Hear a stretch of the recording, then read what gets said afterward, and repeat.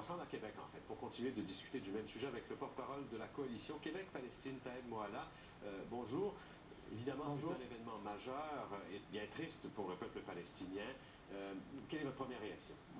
Une énorme tristesse, même si on s'y attendait un peu avec cette longue agonie de 10 jours. Il est certain que aujourd'hui, c'est le symbole du peuple palestinien qui part, des Palestiniens, et tous ceux qui, à travers le monde, sont solidaires du combat légitime du peuple palestinien, sont orphelins en quelque sorte du père, du grand-père de cette cause palestinienne qui l'incarnait, avec des excès parfois. Il l'incarnait souvent, il y avait juste Yasser Arafat et à côté il n'y avait pas grand-chose. Comment voyez-vous maintenant l'avenir de la situation avec la disparition d'un leader si charismatique, si important? Évidemment, ce qu'il faut noter, c'est que la procédure jusque-là, elle est respectée et c'est très important de rester dans la légalité constitutionnelle palestinienne. C'est M. Fattouh qui, pendant 60 jours, donc, assure l'intérim. Après ça, comme M. Antonius vient de dire, je vois difficilement des élections dans 60 jours, essentiellement à cause de la situation d'occupation militaire.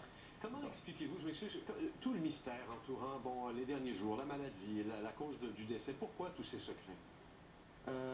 Évidemment, il y a eu, on peut penser qu'il y a des luttes pour la succession pour M. Arafat qui ont fait que la santé d'un personnage aussi important ait été tenue secrète. Évidemment, il y a une question de droit où, selon la loi française, c'était uniquement à la famille de pouvoir communiquer sur sa situation médicale. Les médecins n'avaient pas le droit. Donc, c'est une décision de la famille proche de M. Arafat. En quelques secondes, êtes-vous optimiste pour l'avenir?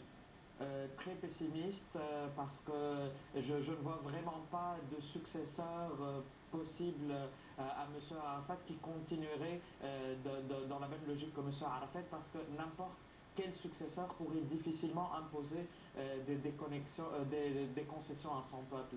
M. Arafat était le seul probablement capable de le faire, mais ça n'a pas été fait parce qu'à cause essentiellement de la politique israélienne appuyée par le gouvernement Bush. Merci, M. Moala. Au revoir. Merci beaucoup, M. À Québec, le porte-parole de la coalition Québec-Palestine, Taeb Moala. Maintenant,